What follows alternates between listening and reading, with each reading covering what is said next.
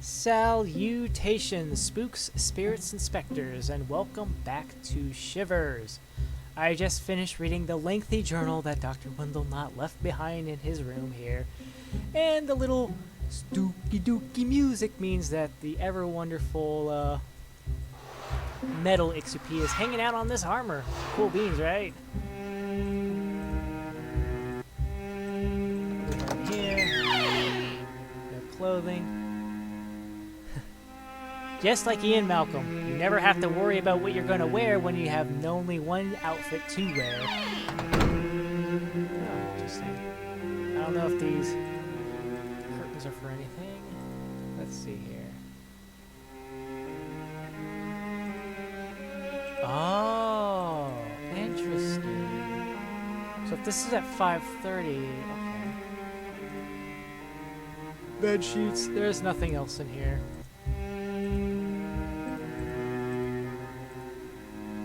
Yep, there's nothing here. Alright. Let us leave this sad music room. Oh wait, I have to solve the puzzle. See, I told you it gets harder. Alright, so... there we go. Oh. That's right. Let me go over here. There you go. There you go. There you go. Thank you. There we go. Oh, now we can ride the elevator. Let's get out of here, please.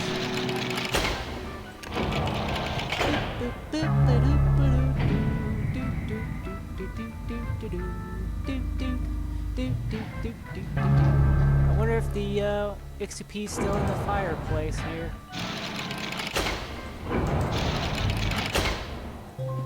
Yep, he's still there. Let us not take a gander. Let us head into the museum proper.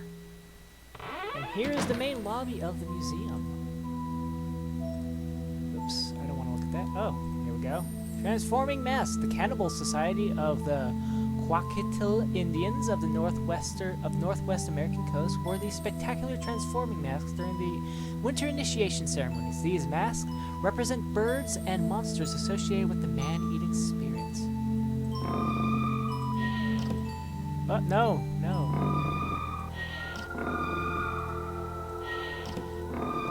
This. And here, with that, we have ourselves a nice little thing. Okay, so I don't remember what you were. But I'm going to go ahead and swap you back. That'll be it. But we can remember that there's a pot here. Let's head over here to the front desk. Goes down here, we get ourselves a nice little pamphlet that all the guests would receive. Professor Wendell's Museum of the Strange and Unusual. Welcome to the world's most unusual museum. Share the excitement of the explorers of the past as you discover the strange and wonderful world of the ancients. Solve puzzles meant to confound sages of the past. Here's your first one. Scattered throughout the museum are hundreds of amazing items. Find the following exhibits. Giant eagle's nest, a blue skull, a Viking burial, another blue skull, myth of the werewolf, red, legend of the Duros is yellow, tomb of the XUP is green, two-headed Celtic god, red. So that's further clues. Alright, let's, oh, nope, head around here. Can I just go over towards the door? And as you can see, the door's still locked. You can't go there. Why would you want to go to the door? Right. What door was this? And we have an axe here. Where did that axe come from? Ah, the library. This is where we're... The music in here is kind of nice. I really like it. I don't think there's anything going on here. Mostly you just look around. This is where the Egyptian Hieroglyphs Explained book is supposed to be located. Over here, nothing going on here. But we do have this relic case, just head on over. Let's head on up. And if we turn to our right, and we click this... Maybe not. I thought there was some... Okay, maybe not.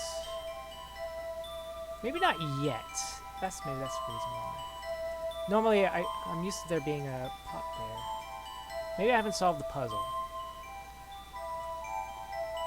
Okay, if we step forward here, we have ourselves a little side passage, but we're not going to explore that right now.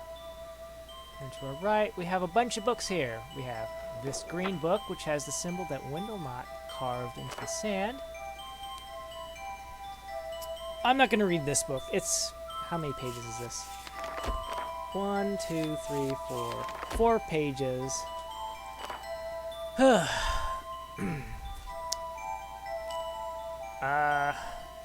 Basically explaining the story of the Ixupes here. The following manuscript is translated from stone tablets originally found by looters in the Moche Valley. These tablets were found among the possessions of Siegfried Schwartz, who translated the glyphs.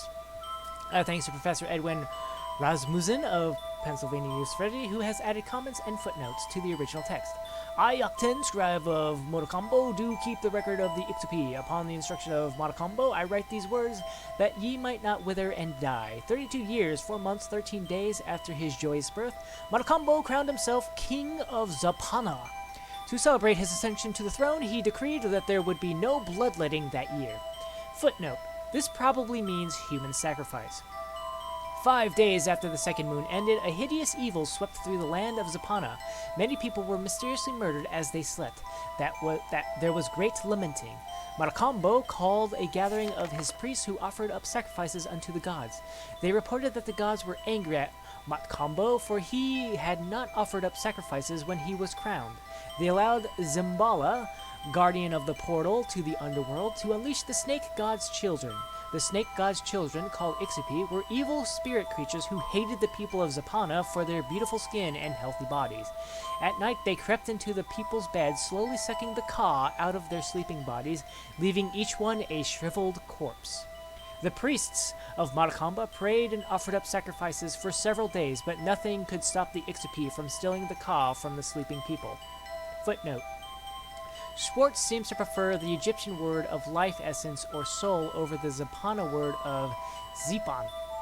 Maracamba offered himself as a sacrifice to the gods. Footnote. It seems doubtful that Maracamba seriously intended to sacrifice himself, but rather intended this as a publicity gesture, hoping to save his people. The moon goddess, Ichel, took pity on Maracamba. She gave him special vessels and talismans of magic that he might entrap the Ixupi.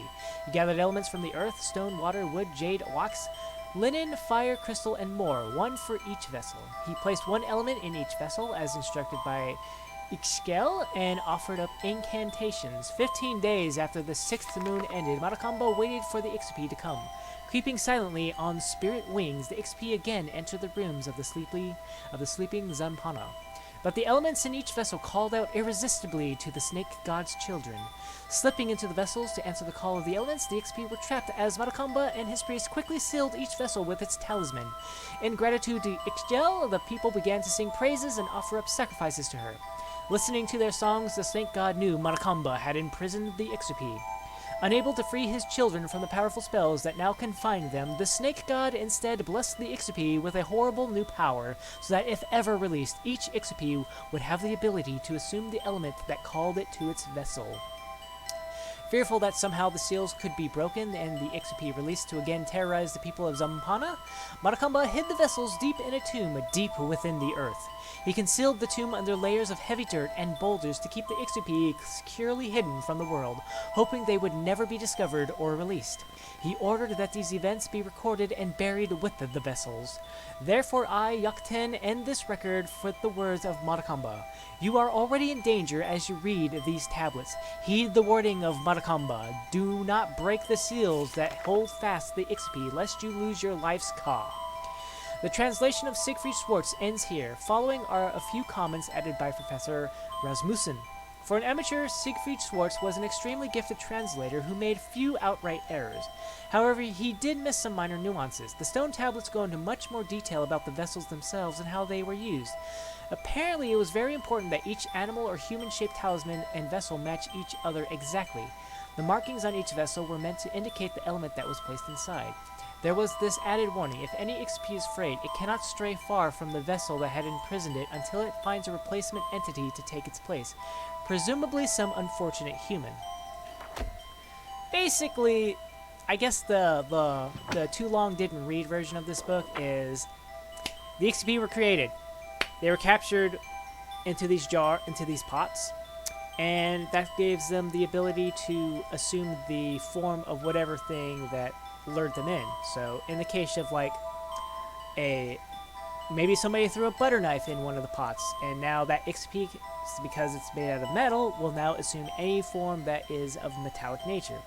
And the reason why the XP are still in the museum is because their pots are still in the museum, and unless they can find some poor unfortunate soul to take their place in the pot, they are forever stuck here. Which means whichever Ixapi pot we found Windlenot's soul inside of has already escaped. In Search of the Unexplained will be, I guess, explored next time, as the timer just went off. So until then, thank you all very much for watching, and ciao for now. Ciao for now.